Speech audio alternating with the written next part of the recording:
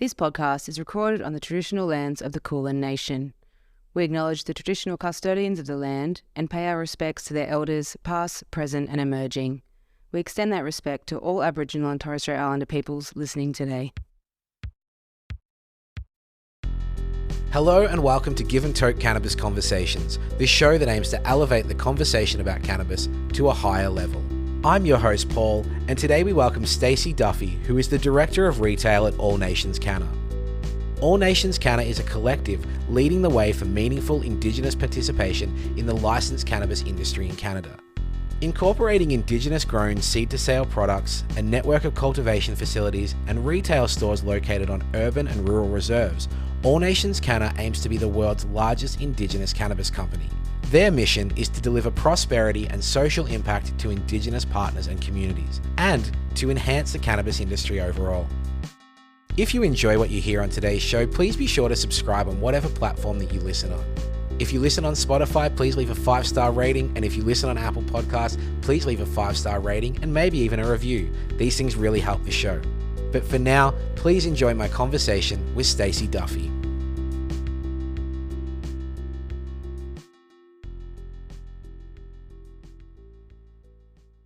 Welcome to Give and Toke Cannabis Conversations, Stacey Duffy. Hi, how's it going? Nice to see you. Thank you for having me. It's really nice to have you here, and I'm really grateful to have you on the show. Now, we're going to talk about your great work at Nations Canna, and I'm hoping to dive into the importance of Indigenous perspectives in cannabis as well. But firstly, I acknowledge that I'm joining you from the lands of the Kulin Nation here in Melbourne today. Where are you joining us from today? So I am in Chilliwack, BC, on the traditional territory of Shwai Village First Nation and Solo Nation territory. Listeners would be sick to death of me talking about how much I love BC and my time in Canada, but it's an incredibly special place. And, you know, right now, one of the things that I'm missing terribly is that summer in BC. Like, I swear I have to mute all my friends in Vancouver for about 8 weeks of the year just to not see that summer. Like, Canada is beautiful year round, but that BC summer is special. How have you been spending yours? Oh yeah.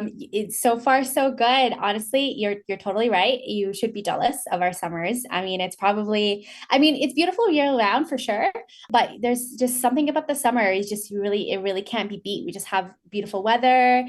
We've got beautiful beaches. We've got amazing hikes and trails and mountains to discover. It's really the time that I think a lot of people pay a lot of money to be here for. So definitely love all of those things. I've been spending a lot of time hiking and a lot of time in nature and just really connecting, I think, with myself and earth and really enjoying it for what it is in the time that I can, because otherwise it's going to be coated in either rain or snow, which are also very good things to have. No disrespect towards those weathers, but there's just something about having just the sun in your face while you're climbing up a mountain. So that's definitely how I've been spending my summer for sure. And working, lots of work. Yeah, people still have jobs, right? Yeah. People still have to put food on the table. But other than that, I've got 2 dogs at home. One's a mountain dog, so he just scales up the mountains. So they're fun to watch and fun to have out on the hikes with us. So absolutely. I just can't compare a beach with a mountain in the background. Like, we have incredible beaches here, beautiful, beautiful spots. But when you go somewhere and you've got those snow-capped mountains in the back and you're swimming, I don't think there's anything like it. There really isn't. I always say this when you're climbing up mountains or you're doing your hikes and you end up in this beautiful outback place and you've got the gorgeous water. I don't know if you've ever been to Joffrey Lake, but I think that's more so the picturesque that you're talking about, where you're swimming and then there's also the blue water and then there's the mountainscape in the back. And I don't think it gives you more of a bigger perspective of how small you are until you hit those places and you're like, whoa, I am a tiny, tiny bacteria on a rock in comparison to how big the world is. It really gives you perspective. Whereas if I've traveled a lot, right? And there's places for example, if you go to the UK, everything there is so tiny. So you seem and feel bigger than you actually are. Right. And then you come into Canada and you're like, whoa, I am this big in comparison to how big the world is. Right. It gives you perspective is what I'm trying to say. It's an important, humbling experience. I agree. I think people get a sense of relativity. They're like, hey, yep, there's something else going on here. So I look forward to being back. And while I could talk to you about BC all day, let's start talking about Nations Canna. So tell us about the organization and what you do there. Yeah, for sure. We're Indigenous-owned, vertically integrated cannabis company. So we operate in essentially all arms of cannabis. We have a 30,000 square foot facility, cultivation facility that operates here on Chwai Village territory as well as we have a retail arm. So that's where I fall. I am the director of retail for All Nations. So I oversee the development and the expansion of retail. We're a really small team.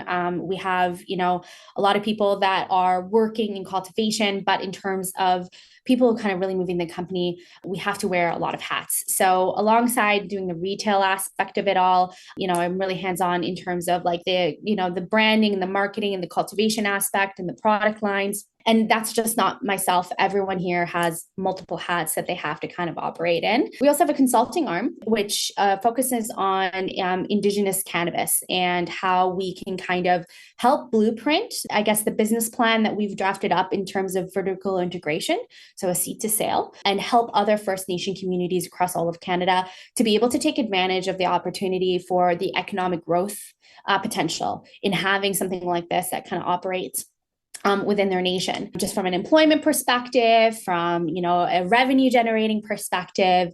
It's such a new space that they still have like a huge opportunity to be able to really make this theirs.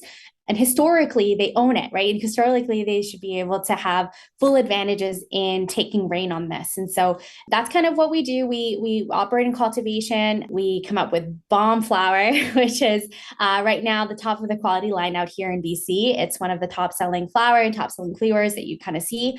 We are nationwide, however, and we're also doing exports. So you'll find us in Israel, and we've just done our first export into Germany as well. So we kind of got our hands in like all of the little areas that you can right now in cannabis, for sure. There's so much there that I want to unpack and I'm looking forward to. But one of the things that stood out to me is how many hats are worn in this industry. So many people I speak to, and even my own limited experience in the industry, it feels like a startup at times where you're doing 85 different jobs under the umbrella of one title. How has that compared to your experience prior to working in the cannabis industry? What's it like to do so many different things and have so many different competing responsibilities? Yeah, that's an interesting question. So I come from like a very, I use it, a lot of my experiences in operations and in management. I worked in development for quite a bit of time as well as commercial and residential development. So the environments that I saw there was very, very structured, right? This is your job description. This is what you have, right? These are the title that you got, and you work within the lines that we give you.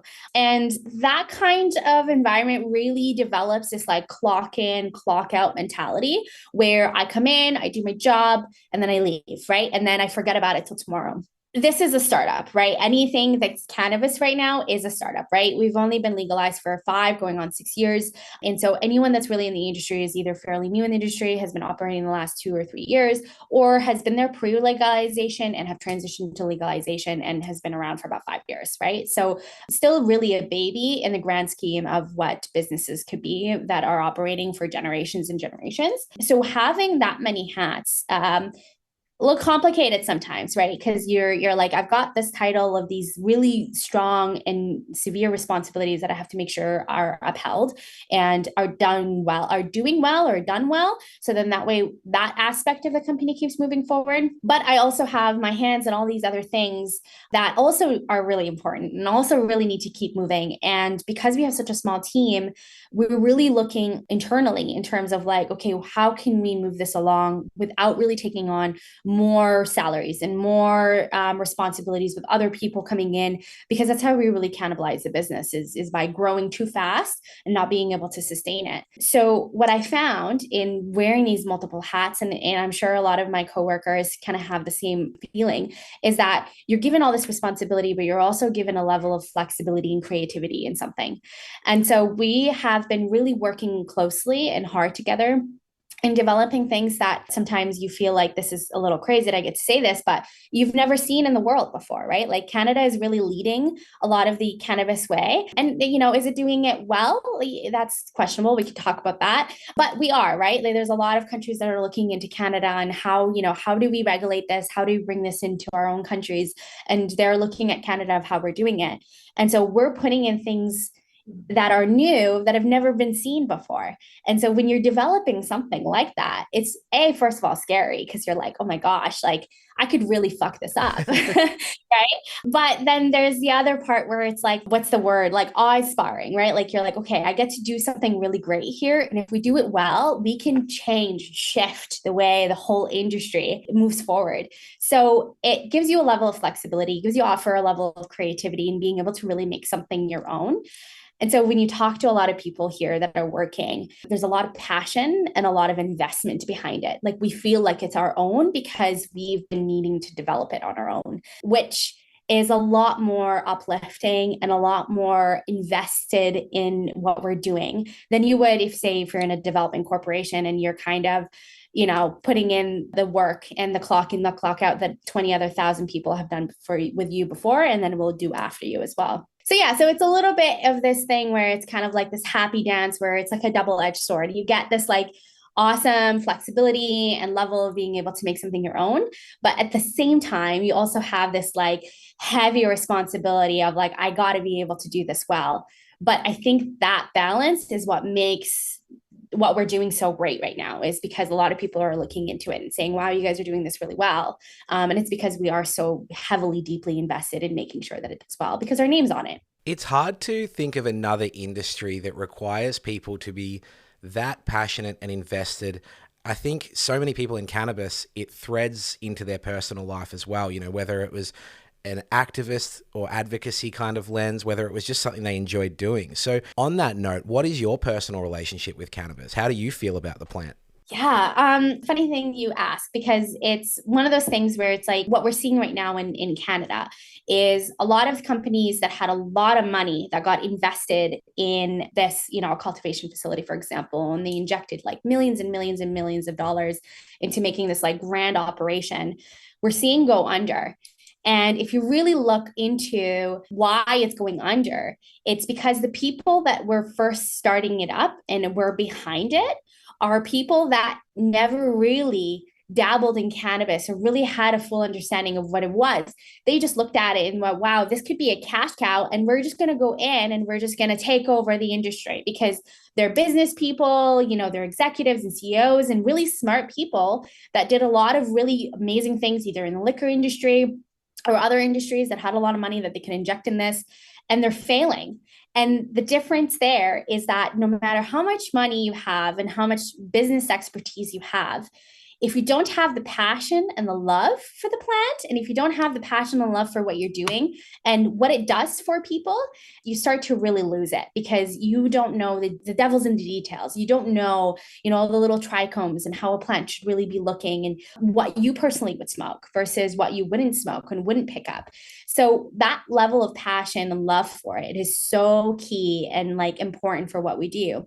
So for myself, I come from the legacy industry. So I kind of operated in retail there for a little while. And in my own personal kind of experience with it is I used to have this like level of internal struggle or battle, like really high function anxiety, almost leaning on the level of depression, perfectionism, OCD. I really struggled with all of those things. And being in a corporate job, development, things that really were kind of demanding in terms of your time and your attention, and the level of authority that's on you is that, if you make one mistake, it's a big deal. You may lose your job. It kind of really weighed on me. And so the only escape that I really had at some point was how to alleviate this anxiety, how to alleviate these things that are really like have almost a chokehold on me. And cannabis was one of those answers. Is I had my first joint, I believe, when I was just like at my breaking point of, how can I do work and leave work at work? How do I not allow my life to just be an absolute prisoner to these jobs or these people that are above me that are, making me do all this work that they're actually not really appreciating either. And so I had my first joint. And like I was enjoying the flowers and I was like, wow, okay, my house is pretty and my house is clean.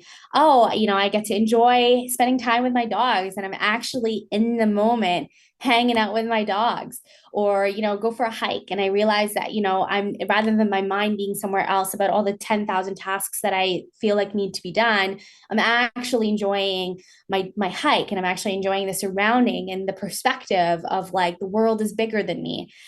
And it almost like it opened this like capsule in my mind that was never really unlocked before.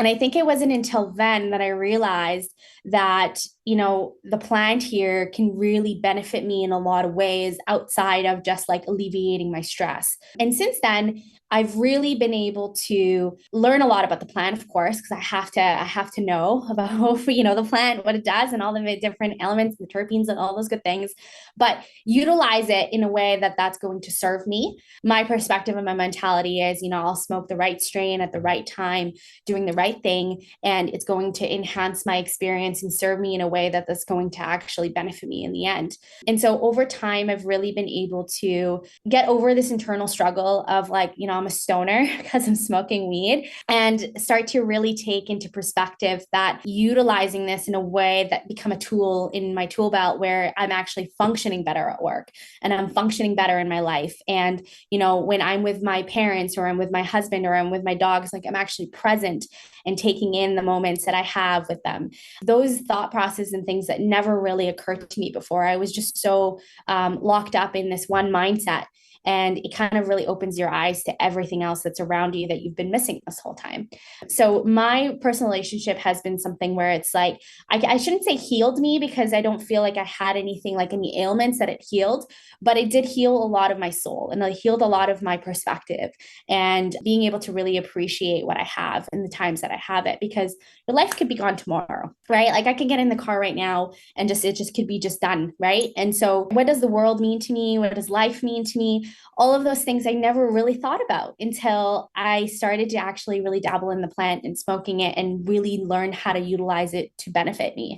So that's a long story short, but that's kind of my relationship with the plant, which has really guided me to be able to help people around me to also be able to find their own relationship with the plant, because I really have a strong belief that everyone utilizes it in their own way. And, it serves everybody in a different way.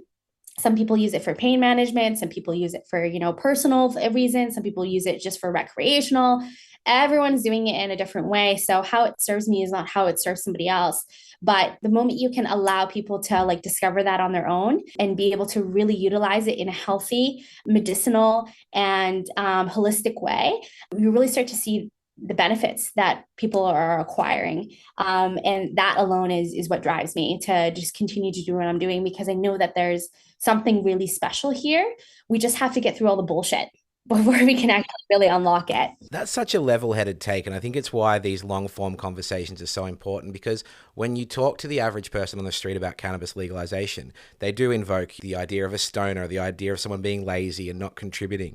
But something that stood out to me then is you said it's one of the things you found that helped you. It's part of a balanced lifestyle. It's, every time I speak to someone like you, it's clearly unlocking something that, maybe wasn't there being used to its full potential. And now you get to bring that passion to the cannabis industry. And that kind of brings us full circle to why people like you are so important in the industry, because you give a shit.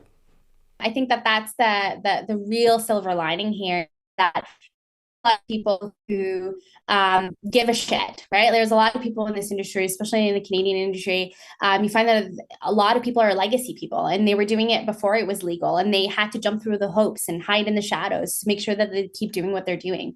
And then legalization happened, and they're like, wow, okay, we get to now step out of the shadow. And there was a lot of different barriers to entry that prevented the people who really gave a shit, who know the industry, who know what works well, who actually love the plant, and it stopped them from getting into the industry or succeeding in the industry. So right now we're in this like really weird kind of matrix where people who are supposed to be part of this are not, and people who, are in it are failing. And so there's this like small sliver hope of people that are still there, that are like kind of still climbing up, that I think are going to end up being the McDonald's of cannabis, right? And, a very bad example of what that, but if it gives you that kind of concept of like being able to see it worldwide and who's going to be able to penetrate the world in different cannabis, and being that name that is meant with people that love it, that are passionate, that are doing it right, that have the advocacy and the social impact and all those different things that you look for in a company to support.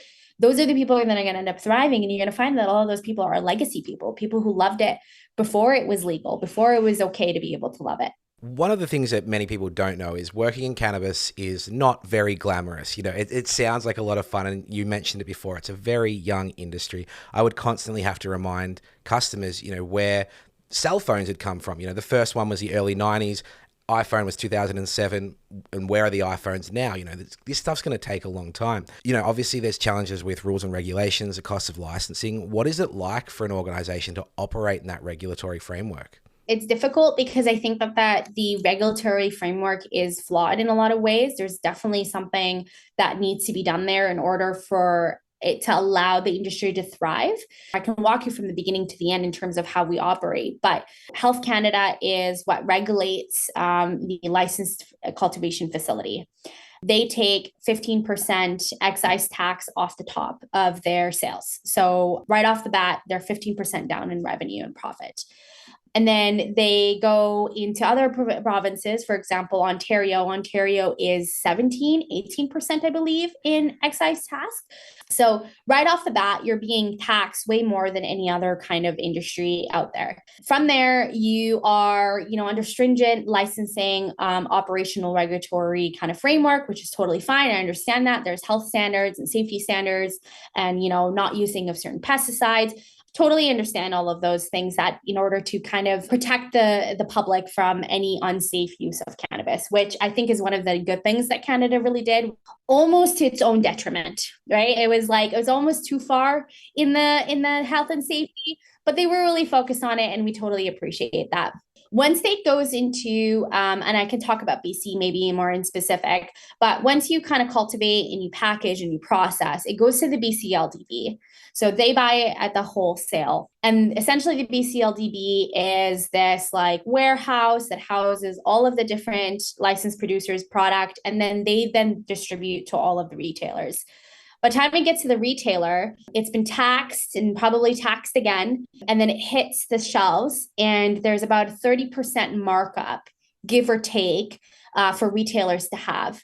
From that 30% markup from each product line, they're probably, after all in operations and all that, they're probably profiting about maybe 5 to 10%. The cultivation facilities, domestic sales are actually less profitable than international sales and exporting into like Israel and Germany, for example. And then there's other provinces like, for example, Ontario, that follow this pay to play model. So this is where it's like really difficult. You go to a retailer here in BC and you go, okay, here's my awesome product of, 3.5 grams of Mac Daddy, for example. It's got all these great terpenes. It's 31% THC. It's got all the great things that your customers are going to love. You should carry it on their shelves. And they're like, wow, awesome. We're going to order from the BCLDB. We're going to carry it on the shelf because our customers love it. You go to Ontario and you tell them, hey, I've got this awesome product, beautiful flower, 31% THC. They say, great, awesome. We'll carry it on our shelves, but what's in it for us? And so we have actual retailers asking for 50%, 50% of our profits off the top. So not only are we getting excise taxed, but we're also getting retailer taxed. So cultivation facilities, or some of them are walking with like a $2 profit off of their product just to have it accessible on shelves. So with that, the regulatory framework is there, but there's a lot of parts in the industry and the regulatory framework that's really flawed. They are enforcing certain things, but they're not enforcing other things. So it becomes into this like battle, I think, between, the regulatory licensing framework to the cultivation facility to the retailer, because there is no synergy. There's no synergy between, they regulate and they say, hey, these are the rules. This is what you have to follow. Well, the cultivation facility has to follow these regulatory framework. Otherwise, they cannot put the product out. But then the retailer, has this opportunity to be able to kind of, do this or do that in order to do that, to manipulate the process, because they're not making money, because their wholesale markup isn't that high. So the cultivation facility is getting dinged for it. And it's really broken. It's really broken. So one of the things that, we're really rallying for is like, okay, the 15% excise tax, that's got to go. Right? Like it can't be something that is at 15%, because 15% is based off of $10 a gram, which it's never been $10 a gram. It's always been $3.50, $4 a gram at most. So they're taxing them on a $10 per gram that has never been a reality. And so that alone is really, really killing them. So it's really a tough industry to be in right now, because it's almost like the industry itself is cannibalizing each other. It's really a tit for tat kind of thing. And it's all about really survival of the fittest at this point. What we're trying to do as All Nations is we're really trying to advocate for change. We were, I think, the only Indigenous cannabis company that was really at the table with the government officials to be like, hey, we need a fair chance. We need advantages, because this is something that is traditionally supposed to be part of us that can participate. And they were left out a lot of the cannabis legalization and the Law Act and all of those good things. And so they never got consulted as part of this whole process. And so they had this kind of, at least in BC, they had this advantage of saying, hey, look, like, we want to be at the table. We want to discuss all the different changes that we would like to see and the advantages that we would like to see. So the direct delivery, for example, program here in BC, before it was cultivation facilities, it has to send their product to the BCLDB, and then the BCLDB will then distribute. We were negotiating as part of our agreement, our Section 119 agreement, which is the provincial level agreement for retail, that we are going to do direct delivery. So we'll be seed to sale farm gate. So our cultivation facility will directly sell right to our store, and it's not going to go to the BCLDB. They said, okay, fine, that sounds great. Let's do that. 2 days later, once they passed that, they released it for everybody else in Vancouver and in BC, which is fine, because I think for us, the way we see it is that we were all able to open a door that was closed before. And if the industry as a whole is able to take advantages of things like this, what it did was it also opened opportunities for us to be able to direct deliver to all these other stores around. So now our direct delivery program is booming, and we have a lot of people that are ordering directly from us. And the reason being is because we are really promoting overall industry change, not just specific Indigenous advantages, which is, I think, a lot of people don't really understand. They think that we're really sitting here pushing for advantages for our company and for our business to thrive. When reality is here we're advocating for our business and our company to thrive, but every other Indigenous owned business and company to thrive, and then the overall industry has to be solid and foundational in order for us to thrive. So we can't survive in an industry that doesn't exist. So if we're able to open these doors for the industry as a whole, then it gives us a really full advantage for us and for everybody else as a whole. It's really interesting because, I've worked in the industry, and even I wasn't aware of the level of difficulty there is. I was facing it every other day. I was staring at the license on the wall of our store that cost $20,000 a year and things like that. But even more so, it's really hard for the customer to understand. While I was a bud tender, the big complaints were kind of packaging size, all that plastic, quality, price, things like that. Tapping into your experience as director of retail, what are you noticing that customers are asking for now as we are seeing, improvements in quality, improvements in price? What are customers still noticing as the gaps and the holes in their experience? Yeah, for sure. So I'm glad you hit that, because I think that the flower quality has really increased, where it's super competitive, like you said. So there's a lot of really big players out there that are putting out some bomb stuff, and it's really good to see, right? It's like the core of the industry is the flower. Where we see a lot of customers is a lot of people are leaning away from smoking and leaning towards more of the edible variations of things. So we have a lot of customers and people that are coming in and asking for edibles and different variations of edibles, whether they're baked goods or whether they're gummies. The issue here is that, and this is what I was saying earlier, is that the Canadian kind of Health Canada regulations were leaning so far in terms of safety that what they forgot is that you have grown adults buying this stuff, right? They don't need to be babysat in terms of the level of milligrams in edibles. So right now they've restricted it to 10 milligram edible packages, right? You can't have more than 10 milligrams in a package. And so what customers are seeing is that as your tolerance goes up, which natural, it will, your effects at a 10 milligram edible or a packet of 10 milligrams is really not going to do much for you. And so people are eating more sugar. They're having to purchase more edibles so that they can have 30 milligrams instead of 10 milligrams. And so the cost of edibles is now so expensive because they're purchasing, triple or quadruple of that. And they're eating more sugar, they're eating more processed stuff in order to be able to consume the same milligram of edibles. And so a lot of customers are asking for higher milligrams. And what we're seeing is that because the legal market and the licensed market is not providing that, it's naturally leaning people to go over to the illicit market and naturally leaning people to go into kind of the red market, which is the sovereign market, where edibles, they can get 1,000 milligrams in a package if they wanted to. And so they're naturally leaning over there. And so we're losing a lot of customers and we're losing a lot of different people that we can have loyal and keep coming and visiting us and actually support the legal industry. And they're naturally going there because we're unable to provide them what they're looking for.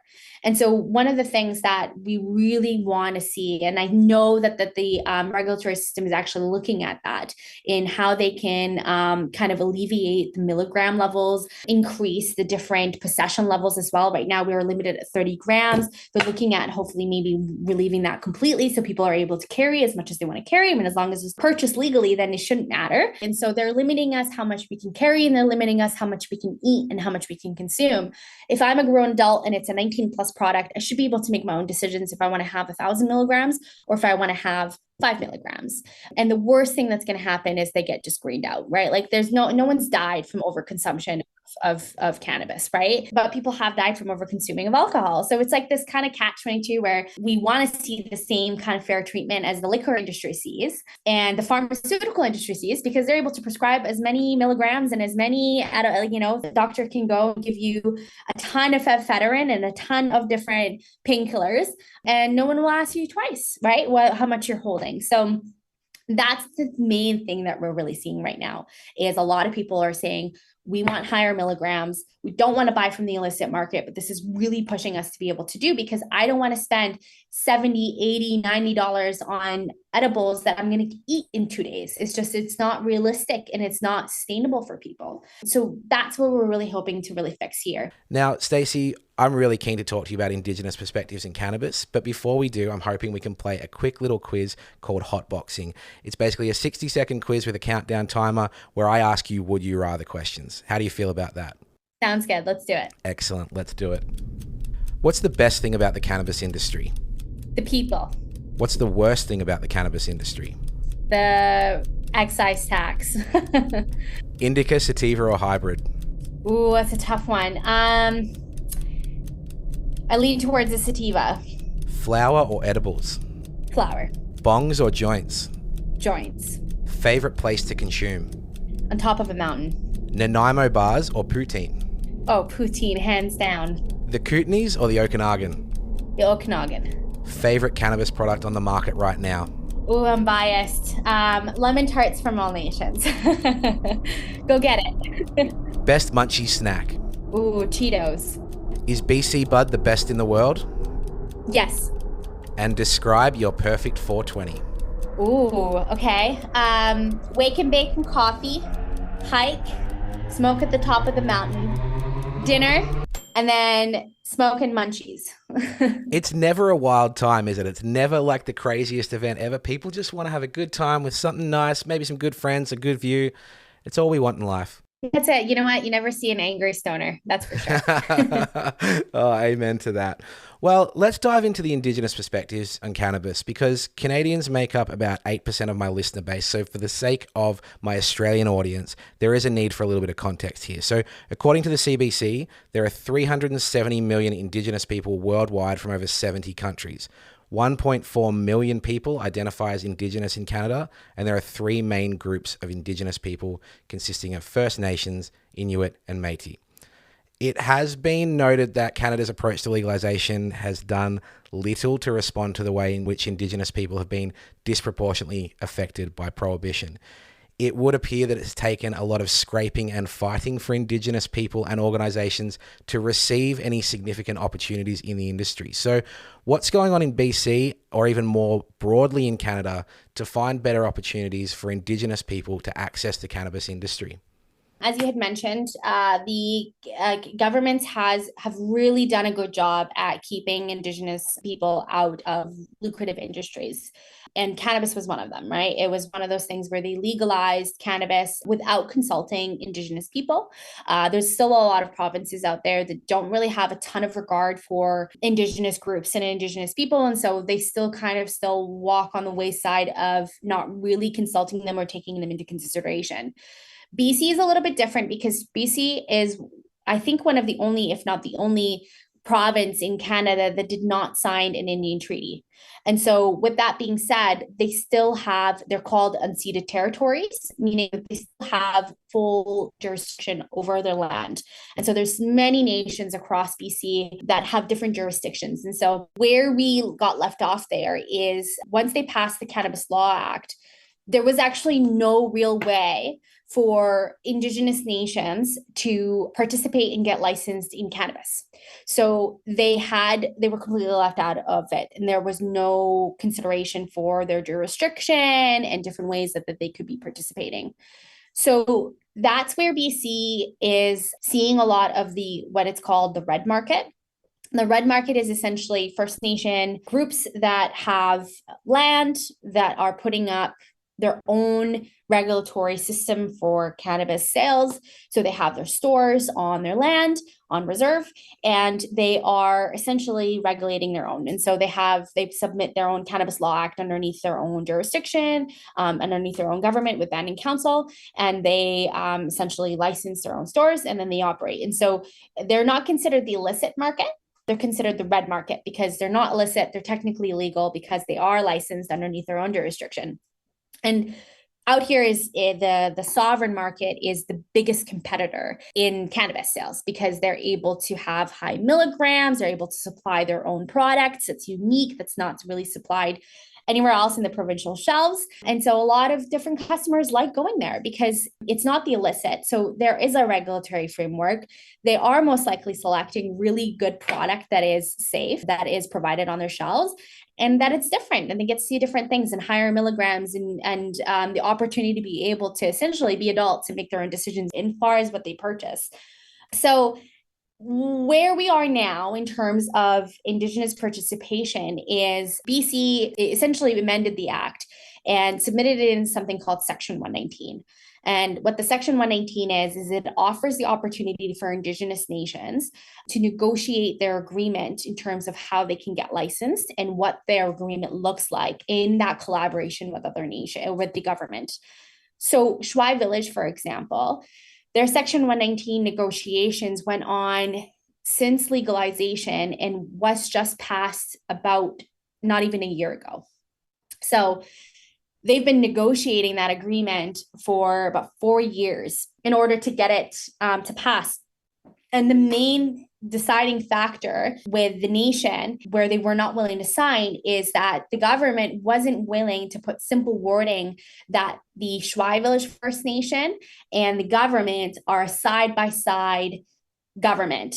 It's not that the Canadian government or the province is overseeing and regulating Shwai Village, is that they are together, doing it together. So that it was the main kicker that the government really didn't want to sign. That's Section 119. So part of the advantages of Section 119 would have been direct delivery, which gives us that farm gate model. Alongside cannabis sales, we're also able to sell other Indigenous artwork and arts and crafts and different things outside of cannabis, which is underneath your regular provincial licensing. You're only allowed to sell cannabis sales and things that are related to cannabis, and that's about it. So there is a slight advantage there, but the main advantage that they really have was the farm gate title and model that they have, which we're really seeing an influx of success on, that people really like that seed to sale concept.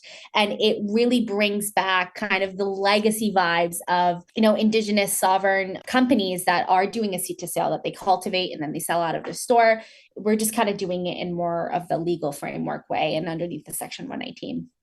And I thought that answers your questions in terms of I guess, the importance of having Indigenous companies or Indigenous owned participation in the industry. And the reason being is, as I had mentioned, is that they have been left out of so many lucrative different industries that the economies that a lot of these nations have not been able to grow. And so they've been so solely dependent on government funding and government support that they're not able to go outside of that framework. And so you have, for example, no road work, and that there's, not paved roads, they don't have clean water.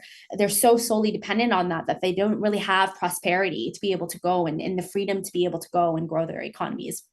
So this is something that allows them to be able to get out of that government funding and get out of that dependency on the government and be able to have self-dependency and be able to thrive and successfully build their nations so that their economies and businesses on reserve and the people there are able to kind of support themselves outside of different subsidies.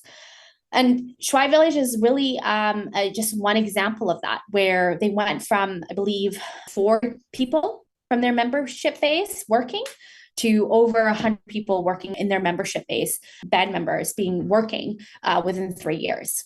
So it really shows the difference in terms of what you can do with cannabis and what you can do with different businesses on reserve that's going to support a nation. So you're not lining someone's pocket to go buy a jet. You're literally helping support people put food on their tables, and you're helping support get clean waters in these nations, and you're helping support them having electricity and things like that they now unfortunately never had the luxury of doing so. And so where do we go from here, and how do we support that?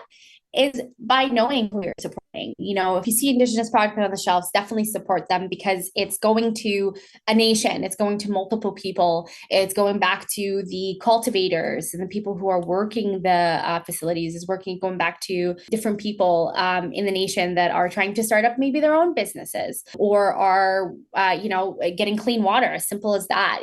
Those things are so basic human rights that they unfortunately didn't have the luxury of having. And I think for us, from an outside perspective, we really take for granted those luxuries. And I think that, as simple as saying like, hey, this product that you just purchased is going in to help, send someone's kid to summer camp for the first time ever, right? That alone should be enough to drive people to want to buy those products. And I'm not saying just all nations product. There's multiple Indigenous owned shelf space out there with different products. Try all of them, buy all of them, because you're going really back to support those communities.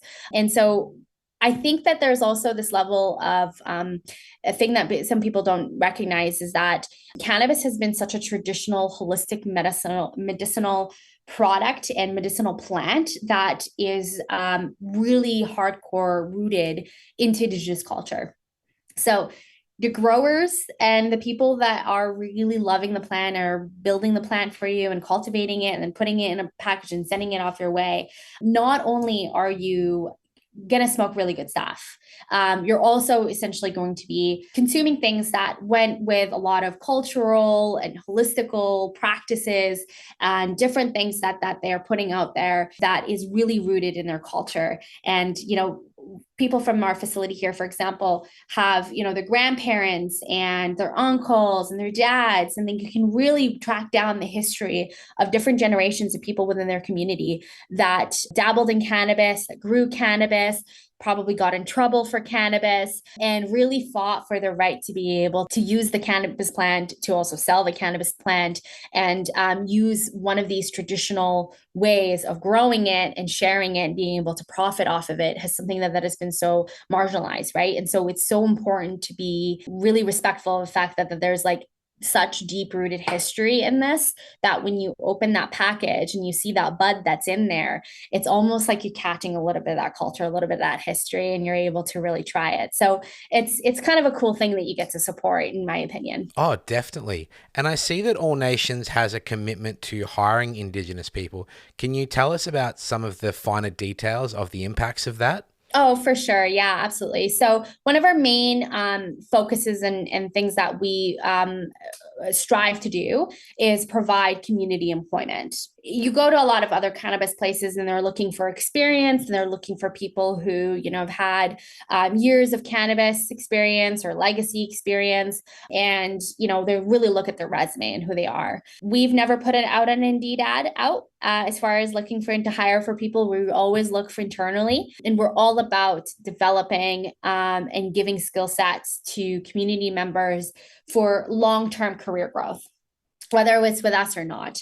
So we scout out people from the community. We have a lot of different family members and community members that have, their cousins, their brothers, their siblings, whatever it is.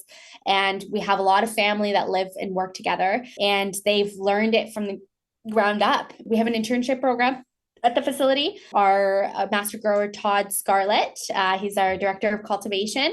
He has about 4 different people that are cultivating underneath him that had started with just like clipping weed and learning it all the way up to now being able to grow, have their own grow rooms and grow and be master growers. And we're continuing to really develop and build that skill sets and the learning and the education of how to work in cannabis. We've put a lot of our retail staff in different certification programs. We put them through their selling right, which is their basics, but we also have like the Canna Reps program. We put them through those certifications. We, give them food safe and first aid, and we put them through many different programs in order to develop their resumes so that they're constantly and forever employable. So if they are done working with us, they move on to another job, and then they continue to be employee. So then that way we never go back down in terms of the employability and how many are employed in the community. We're continuing to grow that up and up and up. And these kind of internship programs and skill development that we're really putting out is harboring a lot of different loyal community members and employees that are working, they're living here, they're playing here, they're able to really have the same way that anyone else, say in Vancouver, gets to work and play and live all in the same area. They now also get to do the same thing. Not many reserves have a lot of businesses on reserve that people can work in. And if so, maybe a handful of people can actually get to work there. But we're building a business that a lot of people get to work here, and a lot of people get to kind of have their home base be essentially their home. And so you have a lot of loyalty, and you have a lot of people that are wanting to stay here and work here and develop that with us. And that kind of level of community that it builds is really important for a business. It's kind of, we scratch your back. They're also scratching ours by offering us the opportunity to not have a huge turnaround and not have to train and retrain new people, and people coming in and not really caring, and they don't like the job and they leave.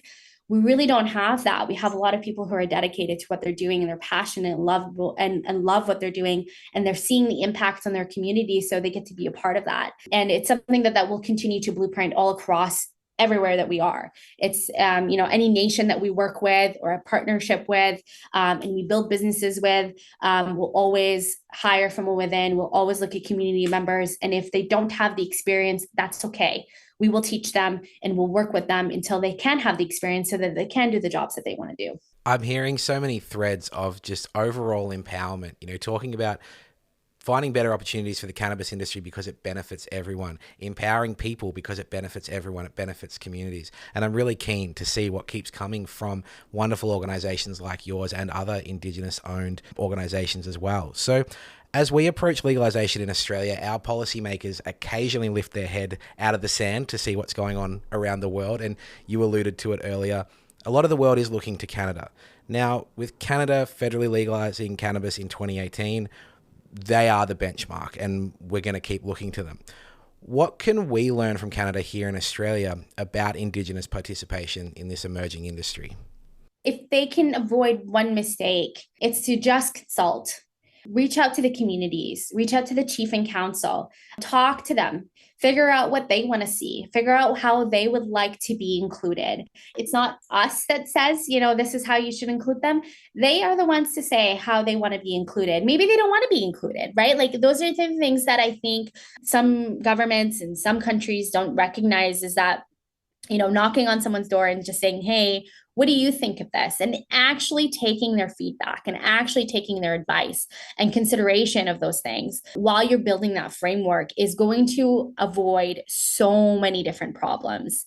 And additionally, outside of, Indigenous participation, I think that having them be at the table, giving them the seat at the table, so that not that you're just getting their advice, but more so having them involved in building that framework is going to also really benefit you, because you're going to take things into consideration that you never never would have thought before, or you don't even know existed was maybe a challenge or a barrier for them. And as you build that framework and as you build those regulatory systems, them being involved every step of the way is going to avoid you a lot of problems, but it's also probably going to make your regulatory system, right. And it's going to be maybe corrected the first go around rather than having to keep amending it every few years because you messed up so many times or you forgot about certain things. I think it's just a matter of just having that conversation is so important. And as soon as you have that, what you'll find is that there's going to be a lot of really positive feedback and a really positive collaboration where they're excited that they were considered and that they were excited that they're grateful that you thought of them and didn't have to fight for another right to be able to participate in something. That constant struggle is not something that they want. They don't want to struggle. They just want to be considered. They want to be part of the programs. They want to be part of the consideration in how they build things.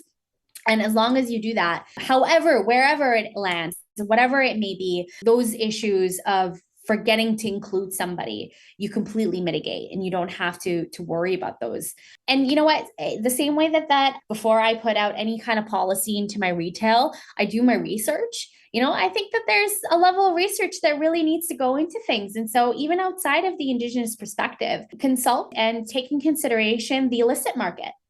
I think that a lot of governments and a lot of different countries want to turn a blind eye to what used to exist as an illegal framework, right? Like that, we run in the illicit, it's in the black market. We don't talk to criminals, right? And we're just going to build what we think is right. But the reality of the people who are running in the cannabis illicit market are the industry. They are the ones that have been thriving, that have been working in the industry for as long, whether you recognize it's legal or not, it's there, right? So recognizing its existence and talking to the people who are willing to talk to you about how you can incorporate and transition and make sure that you provide the framework that it's going to allow those people to maybe transition into the legal market and be able to thrive in the legal market. Some of the illicit, people in the black market or still operating in the black market, the reason they don't want to transition to the licensed market because it's fucked up. I can't survive here. Like, what do you want me to do? You want me to give you all of my money and say, hey, thank you for including me in the licensed world? That's not going to work for some people. So if you're able to consult with them and say, hey, look, this is what we're thinking of doing. Would you consider moving into license if it was this way? And then taking their advice and actually considering it, you're going to have a much stronger foundation because you've considered all aspects of the industry and things that could go wrong, you've mitigated. So if I could give any advice, is just to talk to people, just consider the people that are already existing in the industry and consider the people that can actually prevent you from doing things properly as well. In the sense of consulting the Indigenous population, this couldn't come at a better time for Australia as we're approaching a referendum to establish a voice to Parliament, which is ultimately a consultative committee that would help make decisions about Aboriginal and Torres Strait Islander people and also contribute to laws and things like that. So in a way, I think that if that were to be established, that's something that would be a head start on this cannabis conversation. Yeah, absolutely. And I think that also just, you said you're looking into Canada as well. And, us legalizing in 2018 and have made a lot of mistakes. I mean, the difference between Canada and Australia is that we've made the mistakes that you guys probably don't want to make. I hope so, yeah. And so even just visiting Canada and visiting the people in the industry and seeing how things are going and actually listening to the struggles because they're really living them right now, and just avoiding all those things is so key and important. And so if you can do a 360 view on all of the areas that you need to check off before you really implement a law that's going to be impacting the industry as a whole and everybody that consumes and the Indigenous communities that are out there, you really better be doing your research, and going outside of your little box is so important. So that's one thing that Canada didn't do. It didn't consult outside of Canada. If they did, that they would have known that, for example, the States probably has a much better regulatory system than we do. They have a lot more flexibility, which is allowing the cannabis industry to thrive a lot more. And it would have offered them an opportunity to be able to make some changes that's going to offer us the best foot forward, really. So as long as you do all of your research and you consult the people that you consult, then no one can say anything. No one can say, hey, you forgot to do this, you didn't do this, you didn't do this, because those same people are going to be the ones that are giving you direction to move forward.